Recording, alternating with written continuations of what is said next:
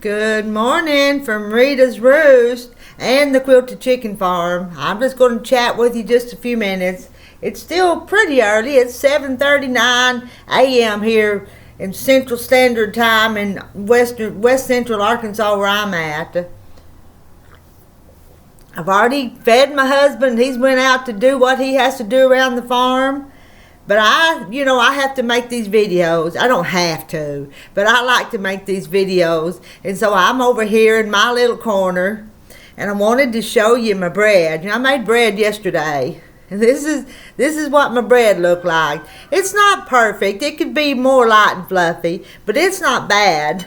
It's not bad at all. It'll make a sandwich. It'll make peanut butter sandwich, or it'll grill cheese, or those big chunks. I make some bread pudding. And I've got me a little piece here, and I've put some jelly on it, and I've opened an older jar of jelly, and to tell you the truth, it's a mystery jelly because I can't figure out what flavor it is.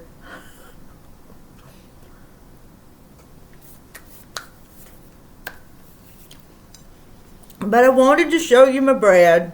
Give me a sip of coffee, and then we're going to talk some more.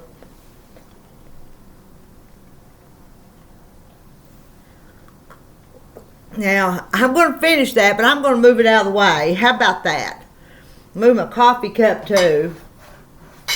Having breakfast with my little sewing machine here, Mona, Carolina, and y'all. But I'll tell you the other day, you guys know I've been helping my sister learn to make quilt tops. And I had taken this little machine, my little machine here, little featherweight sewing machine over there, and my sister just loved this little sewing machine, and she wanted one of her own. And I know a lady, a girl that I graduated from high school with, that she restores and fixes up these little old machines. And so I could send her a message. I said, Michelle, do you have any of those little featherweights for sale? And this was just a few days ago. Michelle said, well, I've got one I'm tinkering with right now, and I'll have it ready in a few days. Well, yesterday, we got the message that Michelle had that machine ready. And I know where I've not been down to Michelle's house a lot. But anyway, me and Denise, my sister, decided we were going to go get that machine. So we go down to Michelle's, and Michelle's expecting us. She knows we're coming because we told her about what time we'd be there. And we get there. Michelle has this really nice house, this really nice garage. And we go in the garage door and knocking on the door there. And Michelle's not hearing us because it's coming in the back door. And she didn't hear us. And there was this button there. And my sister Denise says, push that button. Maybe that's the doorbell. So I push that button, and the garage door goes to shutting on us. So here's me and my sister. We're locked in Michelle's garage. And then, you don't know, when me and my sister get together, we laugh about everything. So then we got to laughing so hard at each other that I couldn't even hardly talk. But anyway, I get on the cell phone. And I say, we're texting Michelle, who's there in the house, and we're in her garage, two old ladies cracking up. We're here. We're locked in your garage. Help. I know it don't sound as funny when I'm telling it now, but it was hilarious. And Michelle comes to the door, and I guess she's laughing at us. And she says other people have done that, but I think she just told us that to make us feel better. You think? Anyway, two old ladies locked in Michelle's garage. But all right, I'll finish the whole point of the story. But anyway, we went in there. Michelle takes the machine out, the other little machine out of its case, because these machines come in a little black case. Takes it out and sets it up and get it all. Denise is going to try it before she purchases it. Oh, it's a nice little machine. I'm happy with this one, but Denise has got a good one too now. So she sews on it. The thing's got the bobbins and the attachment. If you no featherweights, you know what I'm talking about. So she got her a wonderful little machine. Now I want to see her make lots of quilt tops on it. She's taking it home, and we'll see what she does with it. I told her she had to come up with a name for it. That my little machine's Mona, Carolina. I bought this one from a lady. Her name was Mona, but when Mona got it, she had got it in South Carolina, so she had named her Carolina. But I kind of tweaked her name a little bit, so mine's Mona Carolina. How about that? And I love this little machine. Now, what else do I need to talk about? I can't. You want to see what I've done on this quilt blanket back here? I've got lots of parts and pieces, and I put together one block. That's all I put together. That's the only one I've sewed together. Isn't it pretty?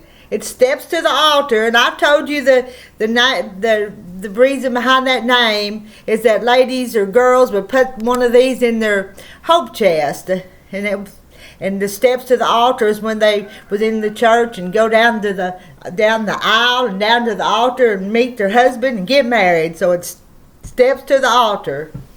You want to sew together a block with me right quick? I'll move you back one, and then I've got to get off here, because you know what? I'm going to town today. I'm going to get cleaned up a little bit, and I'm going to town. Let me move because I want to lay a block out just real quick. I'll show you how I do them. I spend a little time cutting the fabric and trimming and pressing. Which one do we want to do? Let's do this one. How about that? We get its pieces. No, I'm not going to do that one. I tell you why I'm not going to do that one. Because I stuck it up there and I'm not trimmed it. You really got to trim all these blocks down to the right size. So I'm not going to do that one after all. But this one looks like it's trimmed, so I'll get that one.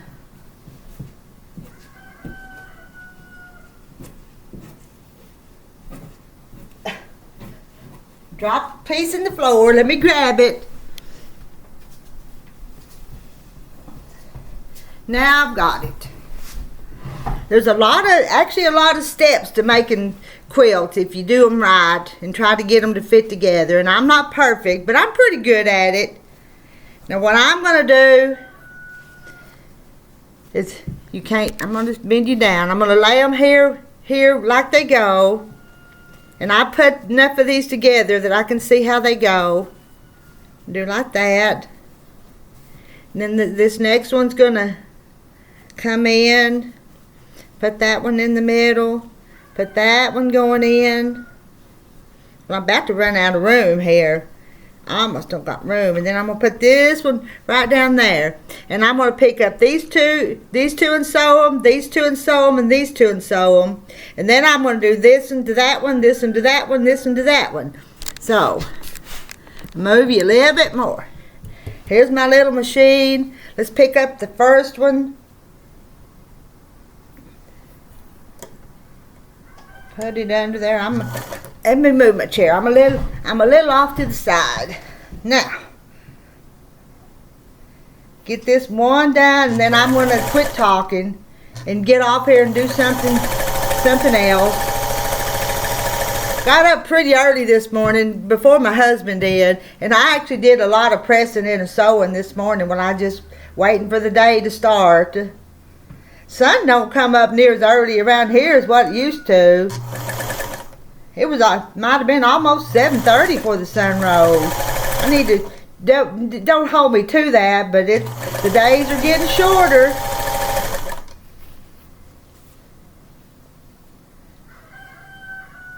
But you hear that rooster out there crowing? He's just crowing his head off. Crow, crow, crow.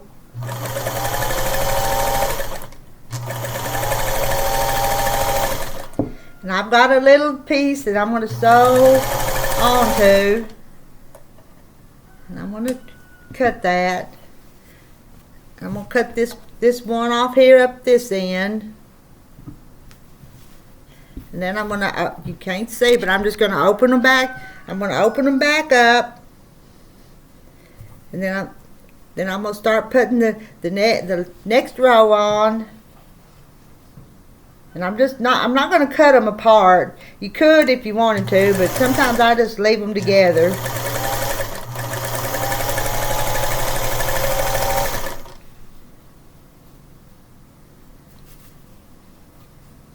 Look at it so it makes sure it looks right.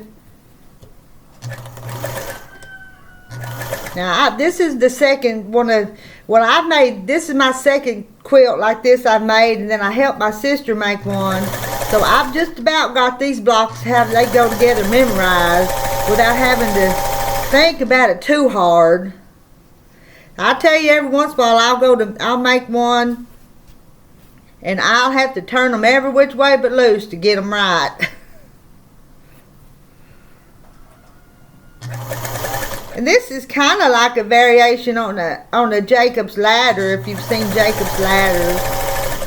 I wish I had this quilt that I finished in here to show you the finished one, but I don't. I'm going to tip that back up so I got the top of my head off.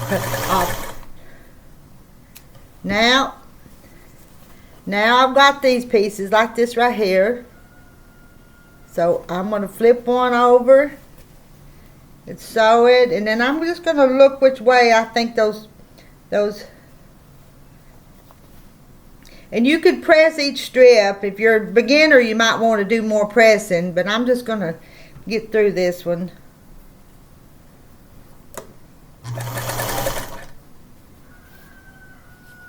Nest those seams, and you can kind of feel one go one way and one go the other way, so they nest together.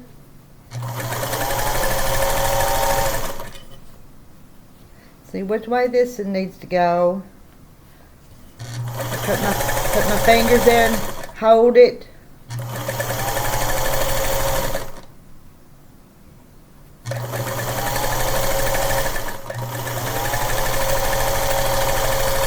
And trim that little piece off so it be my ender. Got my starters and my enders. And I'm going to cut this other little ender off because I want that in just a second. Now, we're getting there. Now I'm gonna flip that one over and sew this other side.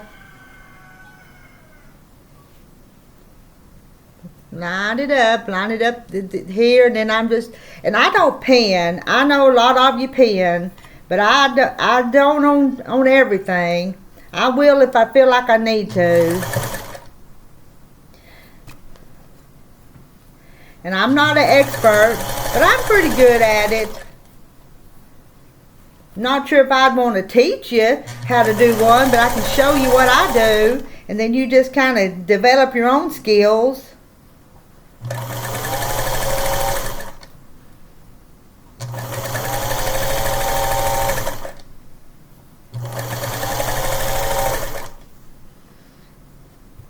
You gotta keep the two edges lined up over here, and then come out to the end. Put my little. I think my sewing machine's needing a little bit of oiling and work, because the new one that my sister Denise got was just a little bit quieter than this one. But this one's nice too. There we go. That's that block. I'll put it with the others, and I'll keep making them. I think I'm going to make 30 of them to put this quilt together.